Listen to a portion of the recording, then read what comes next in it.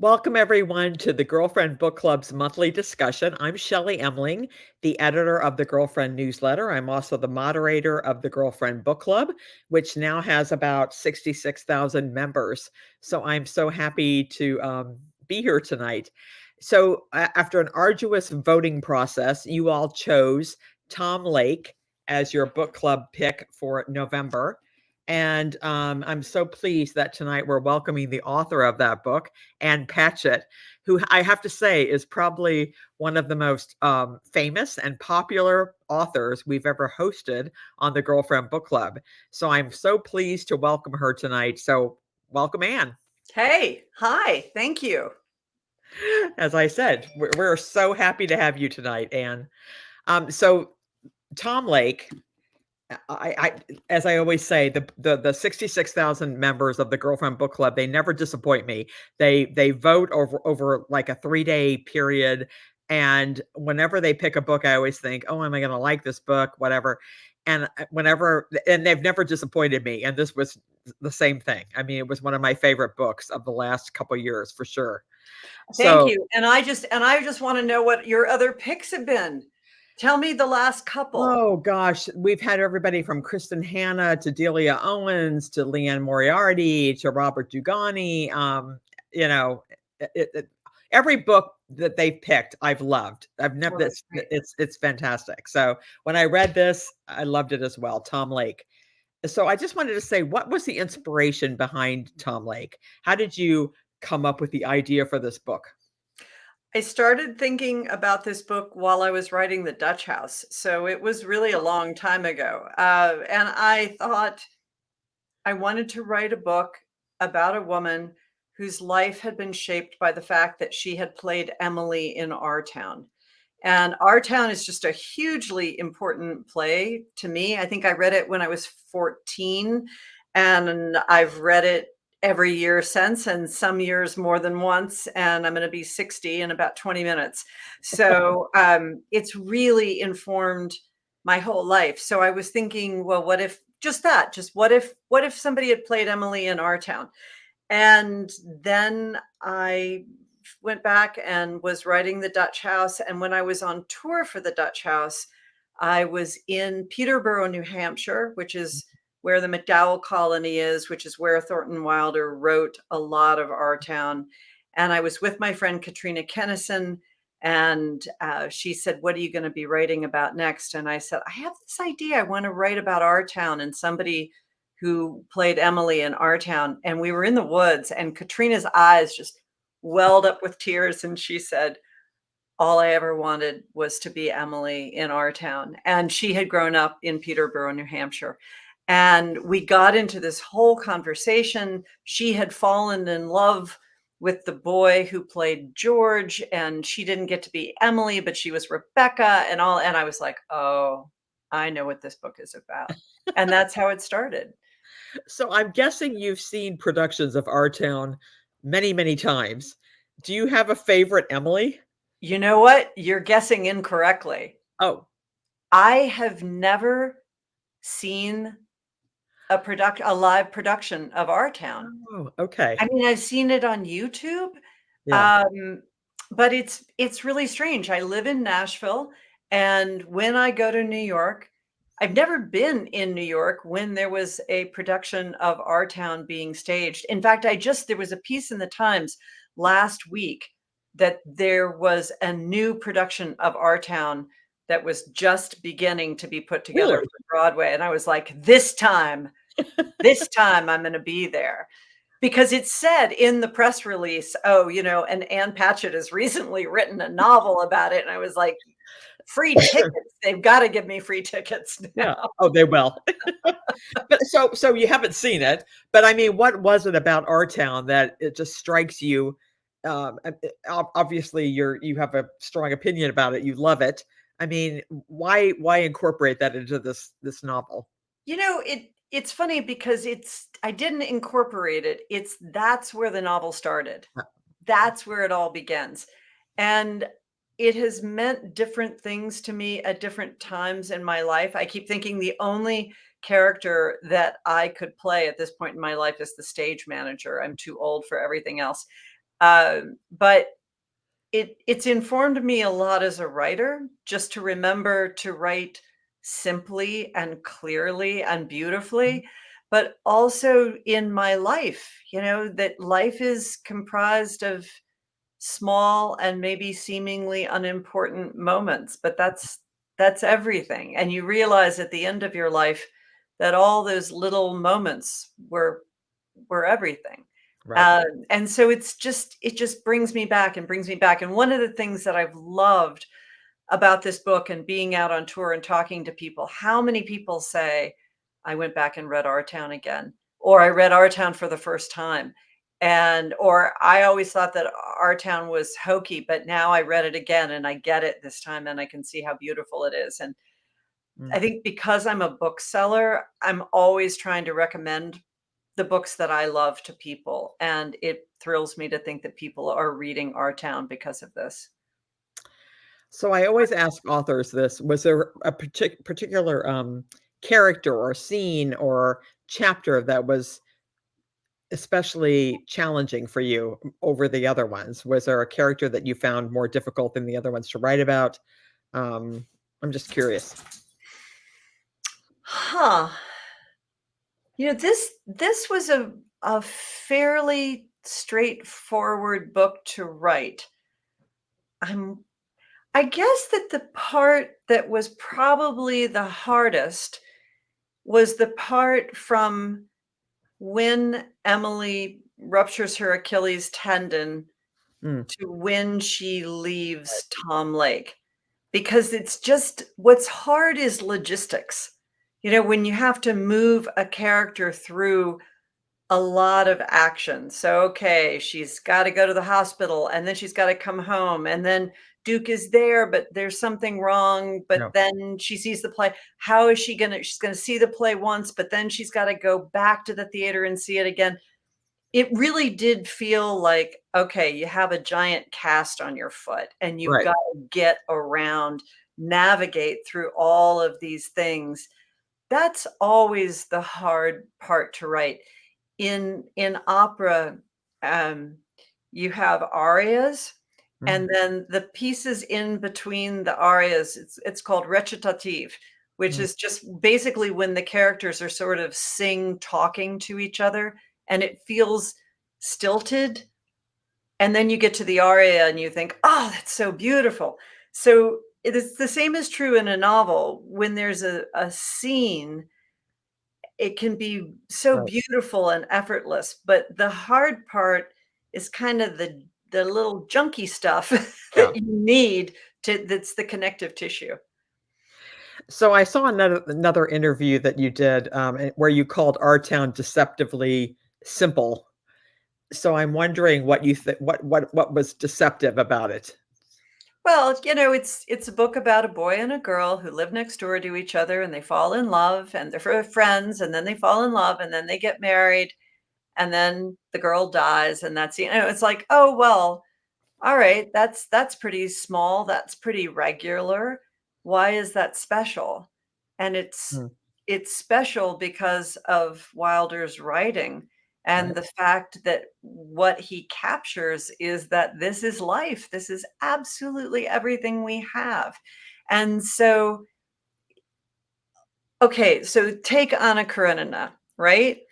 Yeah, then you've got the love story and she's having an affair with Vronsky, and can she leave Karenin, and she's torn and she's going to lose her child, and then she throws herself under the train, and you think, "Oh man, that's suffering, that's love, that's life."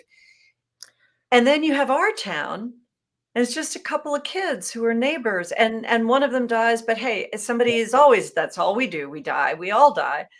So so how is that as meaningful as Anna Karenina? But read the two of them next to each other, and believe me, Our Town is as moving in its simplicity as Anna Karenina is in its grandeur and huge emotions.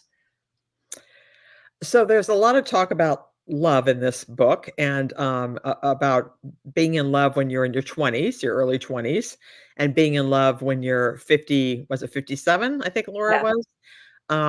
And I've been married 32 years. So I totally love this. I get it. So I mean, why was that important to you to kind of show the difference or what can you say about love? I mean, What can when you're I say 24. about love, Shelley? What Yeah, can I say about love? Yeah, if I had to give you an elevator pitch of like what I wanted out of this book, I wanted to write about the difference between that that super scorching hot, youthful affair when you kind can't of breathe. love. Yeah. Yeah, yeah, you can't breathe, and also the roller coaster of it, you Yeah. know, that hit me because it feels so good when you stop. That you're just out of your mind and you feel like you're gonna die if this person isn't right there with you, Right. and then they leave and you don't die. Right.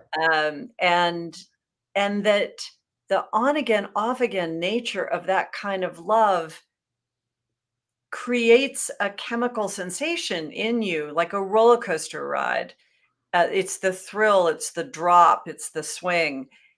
But then later on, if you're lucky and you find somebody who you can really spend your life with, Right. who you're not you're not drinking, you're not staying up all night, you're not out of your mind, you don't feel like you can't breathe. It's actually so much better. It is. And I feel like that kind of love isn't represented in literature. It's the kind Right. of love that my friends have for the Yeah. most part, but you don't ever see that. What you see is the insane love in your 20s Right. because there's more narrative tension in it, going back to Anna Karenina. Right. True love means that at some point you throw yourself under a train or you don't. And so my husband and I have been together for 30 years. We're really happy, we're really peaceful. If he's out late, I don't think he's cheating on me, you Right. know? It's just like, "Oh, you're out late, Same here. okay. Yeah. Yeah, take care." Um, and and to the fact that Laura is trying to explain this to her daughters, Yeah. who all love their father, but they're in their 20s. How is it possible that you wouldn't rather be with the movie star? How Right. is it possible that you wouldn't rather yourself be a movie star than work on a cherry orchard? But Right. if you know yourself and you're at peace with yourself, it's not the decision that appears to be the glamorous decision. It Right. is from your heart what you actually want. Right. So, yeah, I was gonna ask you about so it's interesting, so Laura's 3 daughters are so intrigued by their parents' stories, and, I'm I'm curious, I have 3 kids that are in their 20s. I don't think Mm. that they really know us as a that much about my husband and I as a couple before. I mean, why did you wanna bring that in? It's kind of interesting that the 3 kids in this book really did wanna know everything about their parents. They didn't wanna know everything about their parents. They wanted to know everything about Peter Duke. That's that's true. They wanted to know everything about a The movie movie star. star, Yeah, so it's like if your mom coincidentally dated George Clooney when she was in right, college, right. and he was just a good-looking guy that she dated in college, and she really didn't give him a whole lot of thought after Yeah, college. But you would think, yeah. "What do you mean? You dated George Clooney." You can't Tell me about it. separate out, Yeah, who he was and who he became later on. So, I am really interested by this notion of it is so hard to imagine our parents' right, lives before we existed. right, And I say that right. about myself in the present tense. I my father was a police officer in Mm, Los Angeles, and I wrote a very long essay about the police department in Los Angeles and his work and his history, and I interviewed him a lot while I was writing that mm, essay, and I just got everything wrong, I couldn't believe how much I thought I knew and I didn't know, and so coming from that place, it's just fascinating. What do you actually know At your own about home. your parents? And and all these girls want to know about is the boyfriend who turned out to be such a big deal. Yeah. So this, the plot lines, I mean, there's a current plot line, and then you go back to Laura's past when she's 24. That plot line. Is it difficult as a writer to do? Did you find it difficult to do that in this book to go back and forth between the two different plot lines? Good question. So, as a writer, the problem with having two storylines is that the reader inevitably gets more interested in one than the other. Right. And so what you're trying to do is keep a consistent tension. Hmm. Otherwise, the reader is kind of flipping through the cherry orchard part because they're not as interested in that and they want to Right. get back to the Peter Duke Tom Lake part. Yeah. And the way I figured out how to do it is to have the girls interrupt their mother. Yeah. And by their interruption, it really braided the two stories together. You never got too far away from one or the other, so that the interest, hopefully, if it works, the tension remains consistent and even. There's a great children's picture book called Interrupting Chicken. Mm. I Okay. don't know if you No, happen I to don't know. know Interrupting Chicken. Yeah. Um, it's really good, and it's about the chicken is trying to read the little chicken a story, and the little chicken keeps interrupting and interrupting, and that's the way these girls are, and they're so sure of themselves. They're like, Yeah. "Oh, you've got this all wrong. That's not where you Right. were then. That's not what happens. You're not allowed to say that. That's not how you felt." And I loved doing that, but also it just meant that things could be more Right. consistent.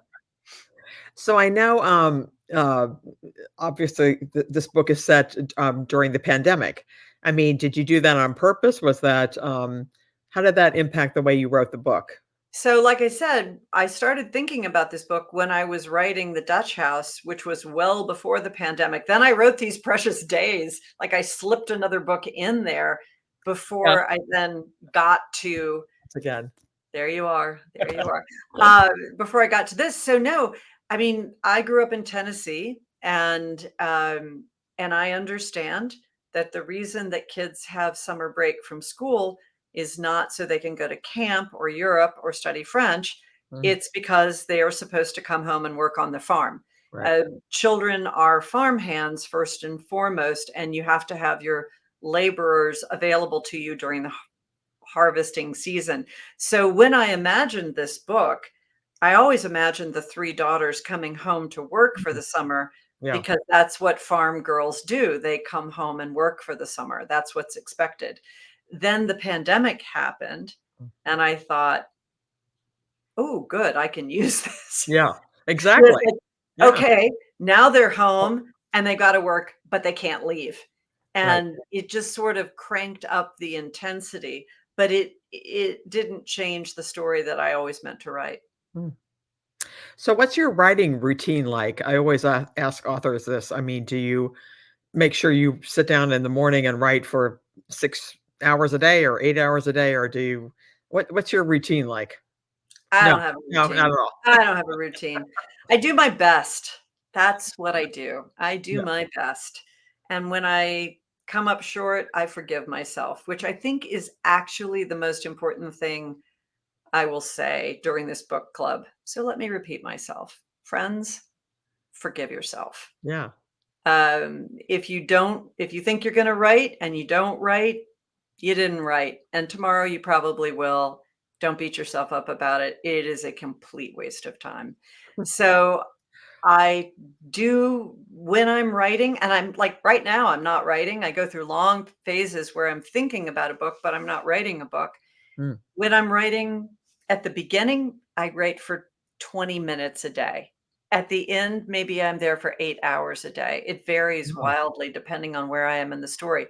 But here is the weird thing. I wrote this book entirely on a treadmill.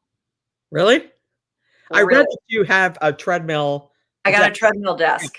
I got a treadmill I saw desk. that. Yeah. I've had it for 10 years. I use it for email and phone calls, and for whatever reason, when I started this book, I thought, "Hey, I'm gonna just try this on the treadmill desk."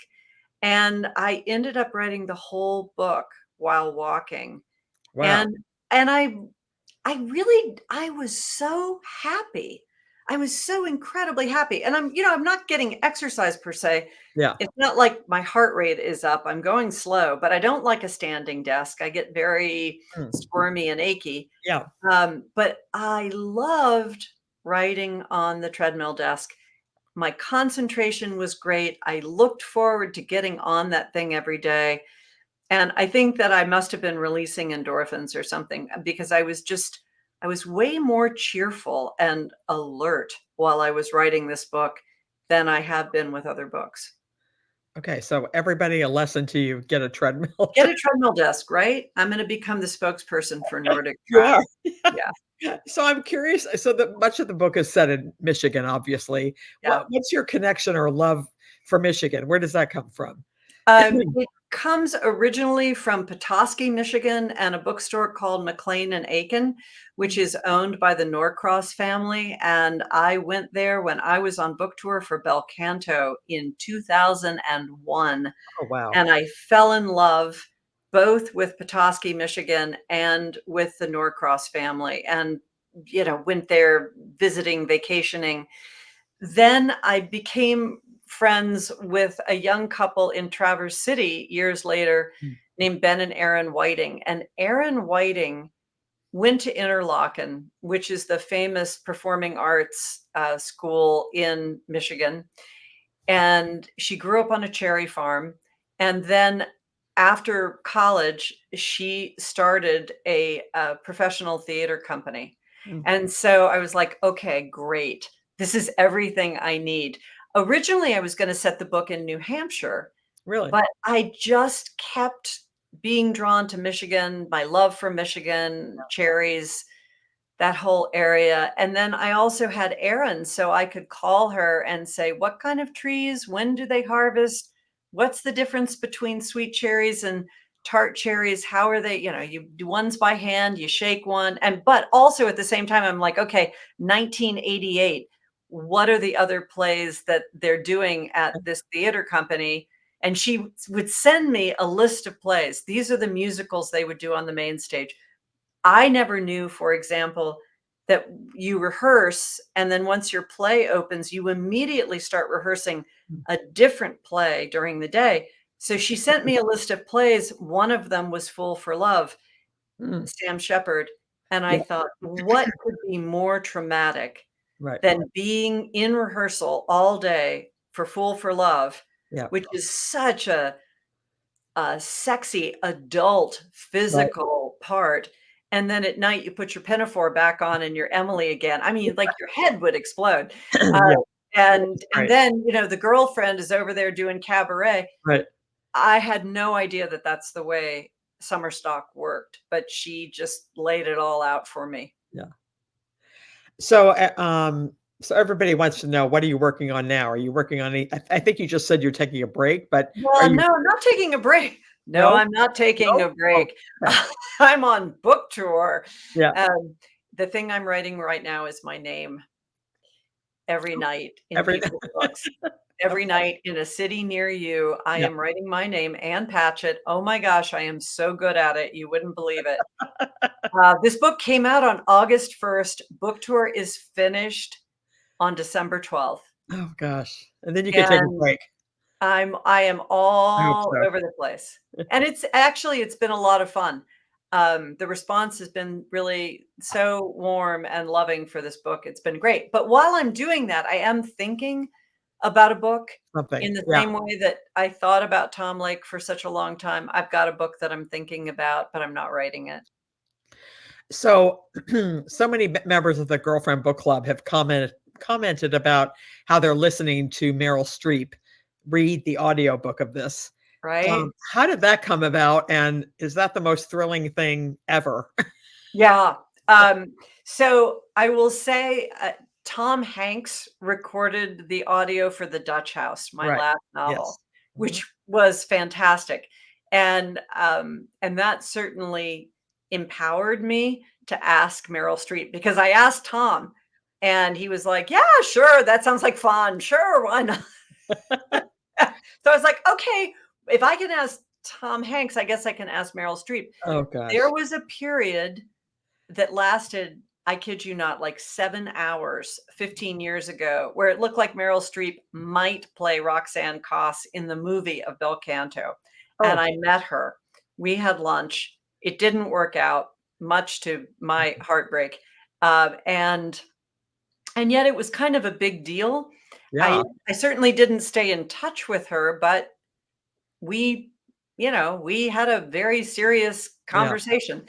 Right. So my agent is Felicity Blunt, who is the sister of Emily Blunt, and Oh, Felicity Blunt is married to to Stanley Stanley Tucci, Tucci. Yes. who played Meryl's husband in Yes. Julie and Julia. Mm. So I was able to get a message, very, very short message to Meryl, just like, "You have 3 daughters.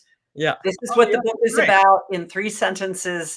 Any chance?" And she wrote back and she was like, "Yeah, sure." That's I was like, Oh "That my sounds great. god. Sure."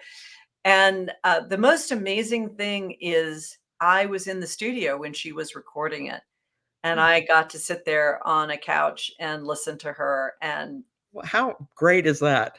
Really? it was great. It was she is everything that you hope she is. Right. Any idea that you have about her being this warm, smart, centered, lovely, kind, generous human being, that's She you're really right. is. That's exactly That's good right. to hear. That's good to Yeah. hear. And I But think she did. the audio is so fantastic, and people think I'm being self-deprecating when I'm saying, "Oh, no, I'm really happier if you listen to it." Because if you think of it like, "Okay, this is all my talent," and then you put all of Meryl Streep's talent on top of it, it just makes it better. Explodes. It's Yeah. better. Yeah. So I just have a few more quick questions, Yeah. before we run out of time. So I have to ask you, I mean, what recent books have you loved this year? Is there a book that you can recommend to the rest of us, or an author, or just, somebody that's Absolutely. blown your mind? Yeah. Absolutely. It would be my pleasure. Okay. Alice Hoffman, Love. Absolution, Yeah. just came out. So there are 2 books in fiction that, for my mind, for this year are just the 2 best novels of the year. Alice Hoffman's Absolution and James McBride, Heaven and Earth Grocery. Oh, Those okay. books are absolutely brilliant. Margaret Rankel's The Comfort of Crows. Girlfriends, this book is for you. It's Wow. called A Backyard Year. It's 52 essays about her backyard. She's an amazing naturalist. She writes about the planet for the New York Times, and it's about what's going on in the world as seen through the lens of her own backyard. And it gives, not only is it unbelievably beautiful, and the essays are super short, and her brilliantly talented brother, Billy Rankel, did a collage for every one of the 52 weeks. So it's a gorgeous book, it's a great gift book, but it also gives you real information about Mm. what you can do to be a better steward of the planet just through your own backyard. Comfort of Crows, please. That's your book. The other book that I love to shout out is by Claire Didier, and it's called Monsters: A Fan's Dilemma. And this is a nonfiction book about what do we do with the art that we love that was made by people who we don't love. Ah, So, what do we do with Picasso? What do we do with, I'm blanking on his name, the guy who did Chinatown, oh, um, um, who was married to Sharon Tate? yeah, You I know know. who I'm talking you Yeah, know who I'm yeah. talking about, and it's such a fascinating book. Okay, so I own a bookstore. I've got 35 Mm, employees. I bought a copy of that book for every person who works in the bookstore because this is the kind of thing that we talk about all the time. How do you deal with the art versus the artist? Like, right. how can you know what went on with Michael Jackson and Yep. then still Exactly. dance to the songs? Right. And so and there are no easy answers. She doesn't Right. give you the answer. She just helps you think through all of this because it's what she's thinking about. That sounds really okay. Great. Yeah, I'm such a bookseller. Yeah. Also, I wanna tell you a book that the girlfriends absolutely must read next year. Okay. Again, because I'm a bookseller, everything I read is 6 months out. There Okay. is a book coming out next June, just remember somehow, called Sandwich by Catherine Newman, Okay. and it is about the sandwich generation. It's about Yeah. taking care of your parents while you're taking Pretty care much all of us. of Yeah. your kids in their 20s. Yep. It is a book that will make you laugh through your nose. I mean, just convulsive laughter, and then the next minute you're crying. Right. It is the book for us. It's so Sandwich. important. Sandwich, Okay. next June, Catherine Newman. Wow. Okay. Two more quick questions. I always ask everybody, every author that comes on, besides writing nonstop, reading, what do you like to do with your girlfriends for fun? Oh, that's so beautiful. You know, for me, it's like we talk on the phone. Mm, Because so many of my girlfriends are writers and we all live that's in great. different places. And one of my very best friends in life is the wonderful children's book author Kate DiCamillo, because of Winn Mm. Dixie, Tales of Despereaux, The Miraculous Journey of Edward Tulane, Mercy Watson, your kids read them all. And every Sunday morning we talk on the phone. That's And great. That's it's really just amazing. 'Cause absolutely the nobody talks highlight on of the my week. phone anymore. So, I love the phone. Yeah. yeah.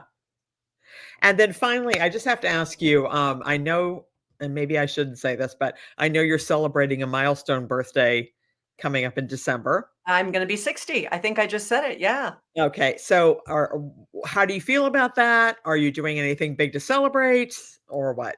Great question. Okay, so this is a little morbid, but it's true. When I was 39 years old, my best friend died, and I wrote a book about it called Truth and Beauty, and, Lucy was so, terrified of getting old. And I had never known anybody who was more afraid of turning 40, and she talked about it endlessly. Mm, And she died when we were 39. oh my gosh, And every year on my birthday, I remember how lucky I am just to still be be getting alive. old. Right, Because there are absolutely 2 choices. You get old or you're dead. right. And if you're getting old, you're a winner. And, every year, I just feel that as, like, this enormous gift of love, like, Mm. "Hey, honey, I'm getting old for both of us," and that's great. Now, let me tell you what I'm gonna be doing on my I 60th would birthday, love to know. 'cause this is really, really good. One of my best girlfriends is Renee Fleming, the famous opera singer, and Mm. on December 3rd, Renee is getting a Kennedy Center honors. Oh, All right.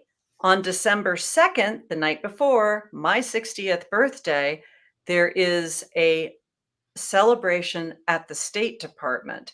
And each of the people who's getting a Kennedy Center honors has somebody who gets up and makes a speech about them. For oh, example, when Meryl Streep got her Kennedy Center yeah. honors, Nora Ephron So, made the speech at the yeah, State Department. On my 60th birthday, I will be giving a speech at the State Department in honor of my girlfriend, Renee Fleming. Can oh, you that think is a of great. anything better? Yeah. Like in a ball gown, nobody knowing it's my birthday.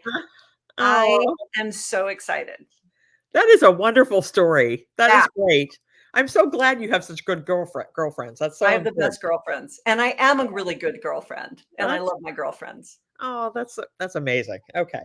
Well, thank you so much, Ann Patchett. Um, Again, Tom Lake. If you haven't read it, everybody in the book club, I think, has bought it. But if you haven't, get it.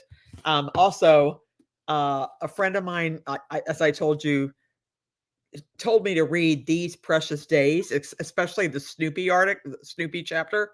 So Maybe. get that too. Yeah, So I appreciate you so much joining us. I just have to say that next month, our book club pick is Lady Tan's Circle of Women.